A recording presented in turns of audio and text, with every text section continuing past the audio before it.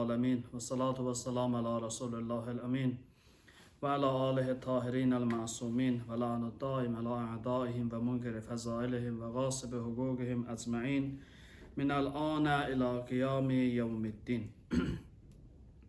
Mübarək cümə günüdür. Allah inşallah ibadət taatlərimizi, dualarımızı qəbul eləsin və eyni zamanda bugün mübahilə günüdür və bir növ İslamda bayram hesab olunur.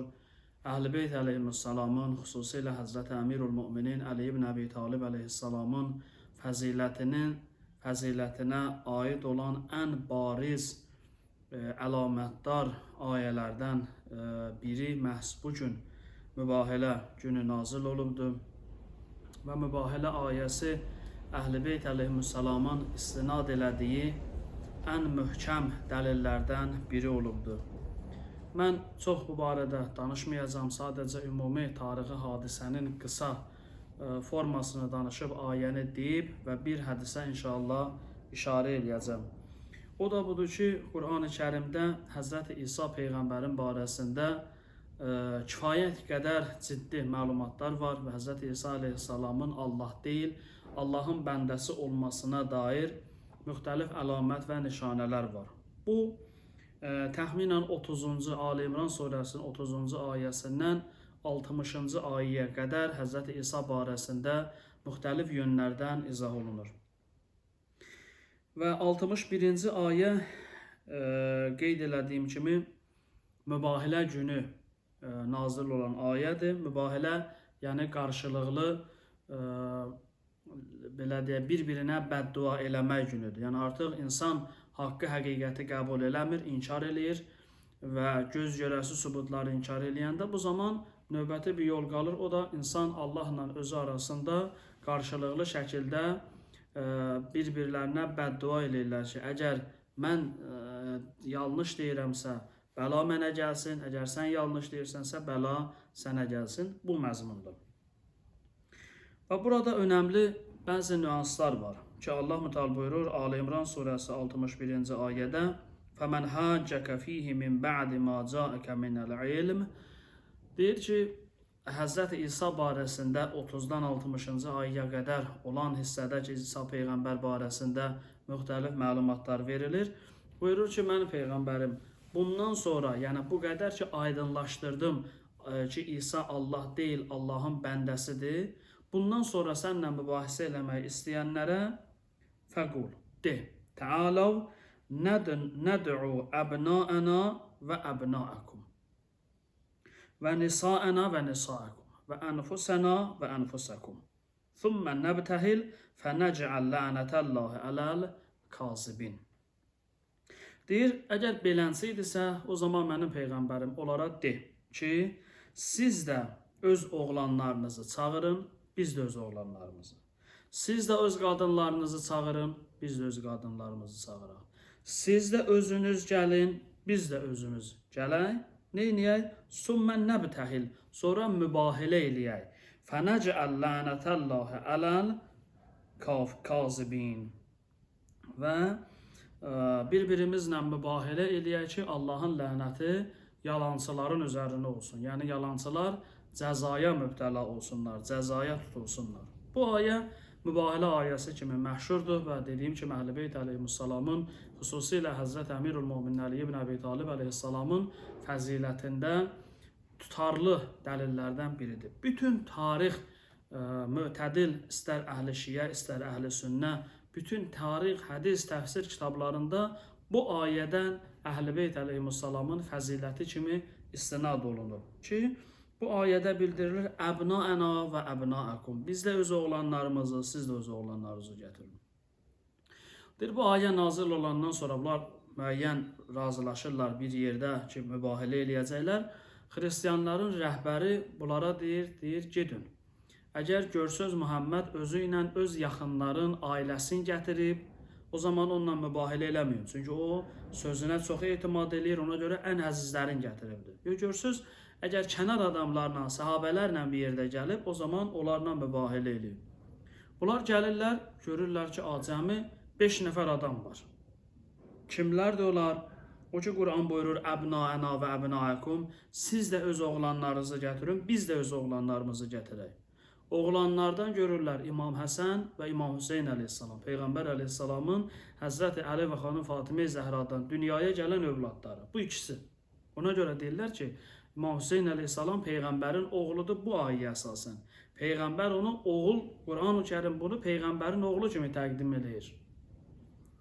Oğlanları Həsən və Hüseyn əleyhissalam. Və nisaəna və nisaəkum. Biz də öz qadınlarımızı gətirək, siz də öz qadınlarınızı gətirin. Gördülər qadınlardan xanım Fatimə Zəhra gəlib.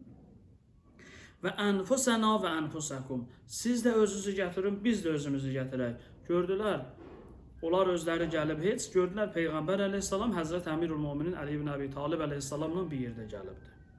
Gördülər artıq o baş keşişlərinin dediyidir ki, Muhammed ailəsi ilə bir yerdə gəlib, ən əziz bildiyi insanlarla bir yerdə gəlibdi. Və burada maraqlı nöqtə budur ki, Quran-ı Kərim Həzrəti Əli əleyhissalamı Peyğəmbərin canı bilir. Təbii ki, bu fiziki anlamda deyil. Fiziki anlamda iki nəfər bir nəfərdə ola bilməz ki. Bu, məqam və fəzilət baxımından Həzrəti Əli əleyhissalamın dəyərinin göstəricisidir ki, o, Peyğəmbərin canıdır, özüdür. Bunları belə görəndən sonra və həmin Nəcran xristiyanları artıq mübahisə eləmirlər və mübahisədən boyun qaçırdırlar və başa düşürlər ki, Həzrəti Rəsulullahın dediyi haqq və həqiqətdir. Bəs bugün Əhl-i Beyt əleyhissalamın bayram günüdür. Bugünkü gün vilayət günüdür. Vilayət bayramının növbəti təntənəli, belə deyək, Quran-ı Kərim tərəfindən, Allah tərəfindən Quran-ı Kərimdə təsbitləndiyi gündür. Allah inşallah hər birimizə Peyğəmbər Əhl-i Beytin mərifəti nəsib eləsin. Bura qədər ümumi tarixi mənzərəsi və Quran-ı Kərimin ayəsini oxuyub qısa şəkildə sizlərlə aydınlaşdırdım. Amma bizə nə düşür? Bizə düşən mühüm bir məqam var. O da budur ki, biz öz üzərimizə düşən vəzifəni icra eləməliyik. Nəcran xristiyanları öz üzərinə düşən vəzifəni icra elədilər. Onlar gəldilər mübahiləyə qədər gəldilər. Həzrəti Peyğəmbər də öz üzərinə düşən vəzifəni elədi. O da yaxın bildiyi insanları yığdı və getdi ondan mübahilə eləmək onlarla. Bunlar öz üzərinə düşən vəzifəni layiqincə yerinə yetiriblər. Bəs biz necə? Yaxşı danışaq, Peyğəmbər əleyhissalam belə dedi, Nəcran xristiyanları belə getdilər. Nə bilim, Quran-ı Kərim Peyğəmbər Əhl-i Beytinin şənində çoxlu ayələr deyibdi. Əhl-i Beyt imamlarının bu qədər fəziləti var. Əhl-i Beyt imamları bizim öndərlərimizdir, rəhbərlərimizdir. Çox gözəl, ali. Görək, biz öndərimizə nə qədər uyğunuq? Biz rəhbərimiz, imamımızın yoluna nə qədər iqtida eləyə bilirik? İmam Səccad əleyhissalam buyurur ki, Allah yanında ən xoşagəlməz insanlar o insanlardır ki, dildə bizim vilayətimizi iqrar eləyirlər, əməldə bizim müxaliflərimizin əməllərini eləyirlər. Dildə deyirlər, rəhbərimiz Əli və övladı Əlidir əleyhissalam. Əməldə görürsən ki, Əli və övladı Əlinin nə ibadətindən, nə ixlasından, nə ictimai nizam-intizamından, nə gözəl əxlaqından bunda əsər əlaməti yoxdur. Bəs yaxşı, rəhbərindirsə, niyə rəhbərin yoluna tabi deyilsin? Axı, Peyğəmbər Əhl-i Beyti bizlər üçün ülgü və nümunə rolunu oynayır. Bəli, biz Həzrət Əli ola bilmərik. Bəli, biz xanım Fatimə Zəhra ola bilmərik, Peyğəmbər ola bilmərik. Onlar seçilmişlərdir. Amma onların qoyub getdiyi izə ki tabi ola bilərik. Onların getdiyi yolu ki izləyə bilərik. Bu baxımdan bizim ciddi məsuliyyətimiz var. İmam Cəfər Sadiq əleyhissalam buyurur ki, bilirsiniz, müəyyən boşluq yaranır. Əməvilər xilafətinin sonları və Abbasi xilafətinin əvvəlləri təxminən belə çəkişmələr olur iki hakimiyyət arasında. Tarixdə də bu görünür ki, Əməvi xəlifələrinin son xəlifələri, onlar 2 il, il yarım, 1 il bu minvalla hakimiyyət dəyişikliyi olub, daxili nizam-intizamsızlıq və s. Belə bir münbit şəraitdə İmam Cəfər Sadiq əleyhissalam bu məktəbi formalaşdırır və ona görə bizə Cəfəri məzhəb deyil. Əslində, elə biz Peyğəmbər Əhl-i Beytinin o xas səhabələrin yolunu gedirik. Sadəcə sistem olaraq sistemləşdirilib İmam Cəfər Sadiq əleyhissalamın zamanında ki, müxtəlif əqidə cərəyanları var idi və onlardan, o batil əqidələrdən ayırmaq üçün Onlar da özlərini İslam'a nisbət verirdilər. O batil əqidələrdən özlərini ayırmaq üçün bunlar gəldilər İmam Cəfər Sadiq əleyhissalamın ətrafında birləşdilər. Və İmam Cəfər Sadiq əleyhissalam buyurur ki, فَإِنَّ الرَّجُلَ مِنْكُمْ Sizlərdən kim, hər hansısa bir şəxs İza vəri'ə fi dinihi dinində vərə sahibi olsa, dinində vərə sahibi olsa, vərə nədir? Vərə təqvadan bir addım irəlidir. Təqva budur ki, insan gedir bir ortama düşür, bir məclisə, bir tədbirə gedirsən, bilmirsən orada nə var, nə yox. Hiss eləyirsən ki, deyəsən burada günah abu-havası var. Oradan durub gedirsən. Bu təqvadır.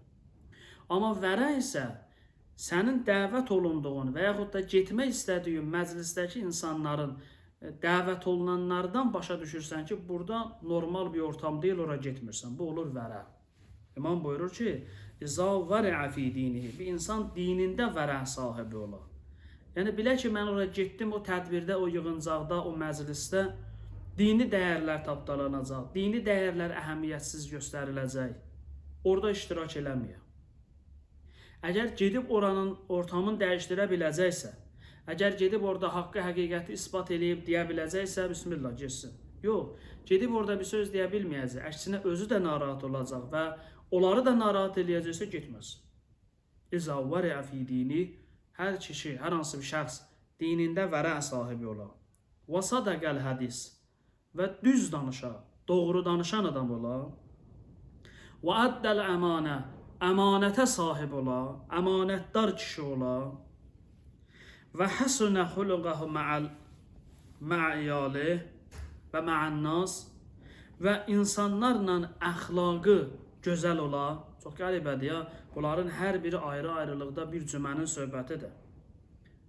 İmam əleyhissalam buyurmur ki, tərəfdarlarımızla, şiələrlə, müsəlmanlarla, yox. Və həsunə xuluqəhu mə'annas, insanlarla əxlaqı gözəl ola. Dinimiz ümumbəşəri dindir. Biz bəzən yanlış deyirik. Deyirik ki, Qur'an-ı Kərim müsəlmanlar üçün nazil olubdur. Ya Hz. Muhammed müsəlmanların peyğəmbəridir. Xeyr. Qur'an-ı Kərim bəşəriyyəti hidayəti üçün göndərilmiş ilahi proqramdır. Hz. Muhammed sallallahu aleyhi və səlləm bəşəriyyətə göndərilmiş ilahi elçidir. Onu bir ölçüdə, necə deyərlər, kiçik miqyasda kiçiltməməliyik ki, ancaq müsəlmanların peyğəmbəri və müsəlmanların kitabı. Xeyr. Qur'an ümumbəşəri kitabdır. Hz. Muhammed sallallahu aleyhi və aleyh də ümumbəşəri ilahi bir elçidir. Və o bütün insanlar üçün göndərilibdir. Bütün insanların hidayəti üçün göndərilibdir bu iki şəxs və kitab. Ona görə o insanlar arasında fərq qoymamalıdır. Qara dərili, ağ dərili, öz qohumlarım, qeyrisi onun nəzərində tamam fərqli olmalıdır və elədir də. Və İmam əleyhissalam da buyurur ki, kim insanlarla əxlaqı gözəl olarsa, insanlarla münasibəti doğru düzgün olarsa, qilə hazə Cəfəriyyun, deyəcəklər ki, bu Cəfəridir. Fəyəsurrünü zalik və bununla da məni sevindirəcək. Və mənim sevincim Allah Rəsulunun sevincidir. Allahın sevinci, Allah Rəsulunun sevinci Allahın sevincidir. Əlbəttə, sevinc məcazi anlamda. Allahın sevinməsi, əstəğfirullah, nəuzubillah, mənim sevinməyim kimi deyil. Yəni, bir bəndənin doğru yola gəlməsi, doğru yolda olması Allahın istədiyidir, Allahın rizayətidir. Allahın sevinci, yəni onun razılığında olmaq, onun istədiyi kimi olmaq anlamındadır. İmam buyurur ki, kim dinində vərə sahibi olarsa, dini dəyərlərinə hörmət eləyərsə, dini dəyərlərinə əhəmiyyət verərsə, doğru danışan olarsa, əmanətdar olarsa, insanlarla əxlaqı gözəl olarsa, bu insan Allahın rizayətində olan şəxsdir. Yəni, bayaq danışdığımız Əhl-i Beytin davamçısı o insanlardır ki, onların dəyərlərini yaşadırlar. Onların gətirdiyi zəhmətlə, zillətlə, qanları, canları, qanları hesabına yaşatdıqları bu dini dəyərlər biz tərəfindən qorunub saxlanılmalıdır. Bu din uğrunda çox canlar gedib. Bu din uğrunda Peyğəmbər əziyyət görüb. Bu din uğrunda 12-11 imam şəhid edilibdi. Xanım Fatimə-i Zəhra bu din uğrunda şəhid olubdu. Ona görə biz dini dəyərlərimizi ucuz hesab eləməməliyik. Dini dəyərlərimizə əhəmiyyətsiz yanaşmamalıyıq. Dini hökmlərə əhəmiyyətsiz yanaşmamalıyıq. Namaza, oruca, xumsa, zəkata, həccə, nə bilim, hicaba, qeyrisinə əhəmiyyətsiz yanaşmamalıyıq. Bəli, mümkün də ola bilər bir adam namaz qılmır. Deyir, inşallah qılarım. İnşallah, Allah nəsib eləsin.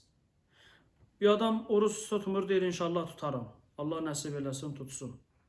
Amma bir insana ixtiyar verilmir, desin ki, namaz boş şeydir. Oruc boş şeydir, həcc boş şeydir, hicab boş şeydir. Bunu deməyə ixtiyar verilmir. Bu dini dəyərlərin günümüzə gəlib çatması üçün, dediyim kimi, Peyğəmbər Əhl-i Beyti bu yolda əziyyət çəkib, qanından və canından keçirdi. Məscidin əhəmiyyəti bizim yanımızda çox önəmli olmalıdır, çox möhtərəm olmalıdır. Məscid bizim dini dəyərlərimizdən biridir.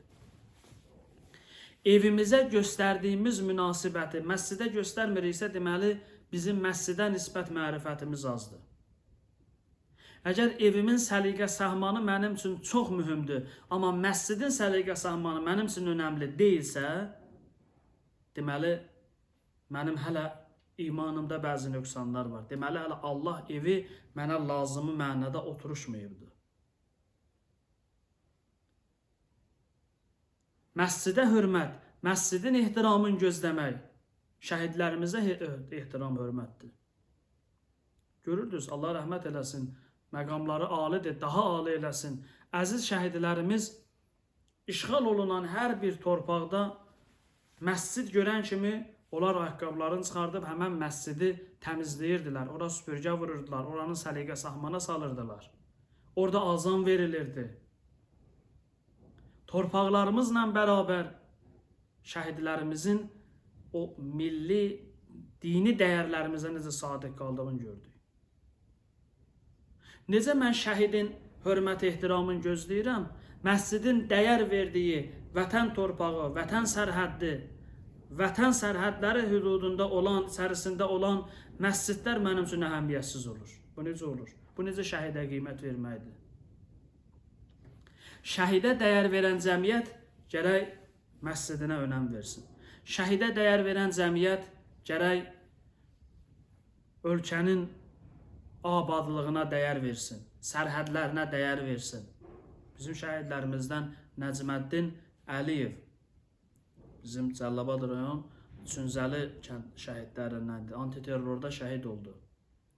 Videosu var idi. Deyirdi ki, mənə veriləcək, mən şəhid olacağım. Şəhid olandan sonra mənə veriləcək 11.000 manatı verərsiniz, filan yerdən filan yerə qədər asfalt çəkərsiniz. 20 yaşında, 21 yaşında bir gəncin düşüncəsinə baxın, bir şəhidin düşüncəsinə baxın, abadlıq, yol istəyir. Yola əhəmiyyətsiz yanaşan, yola maniyyət törədən, yolda maniyyəni görüb götürməyən hansı şəhidə hörmət ehtiramla danışır? Ona görə dini dəyərlərimiz çox mühümdür və biz dini dəyərlərimizə önəm verməliyik, əhəmiyyət verməliyik.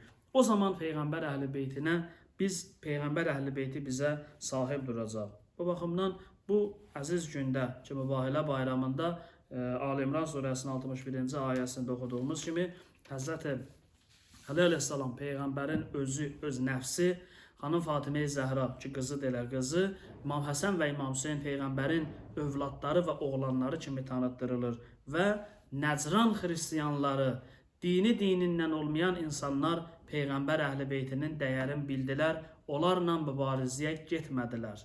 Amma o dönəmdə Yezid və Yezid düşüncəsini daşıyan bu gündə olan insanlar Peyğəmbər Əhl-i Beyti ilə bu və ya digər formada mübarizə eləyir.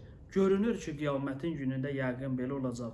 O Nəcran xristiyanları dildə Əhl-i Beyti sevirəm deyib, Peyğəmbər Əhl-i Beytinin adı ilə, yadı ilə mübarizə eləyən insanlardan Allah yanında dəyərli olacaqlar. Çünki hər bir insanın etiqadı onun əməli ilə ölçülür. Hər insanın daxili aləmi onun əməllərində görsənir. Mən çox söz deyə bilərəm. Əgər mənim dilimdən, əlimdən, gözümdən salih işlər tökülmürsə, salih işlər olmursa, deməli bu daxili aləmimdə problem var. Ürəyim təmiz olsun deyib, ağzımdan söyüş çıxırsa, gözüm sözümə baxmır, xəyanətə baxırsa, əlimlə xəyanət eləyirəmsə, deməli mənim daxili aləmimdə o paçılıqdan, ürək təmizlikdən əsər əlamət yoxdur. Allah inşallah sizi bizdə hər birimizi dediklərimizə, eşitdiklərimizə əməl edənlərdən qərar versin inşallah. Bismillahirrahmanirrahim. İnna a'teynâkel kevser, salli li rabbike venher, inne şâniyeke huvel abtar.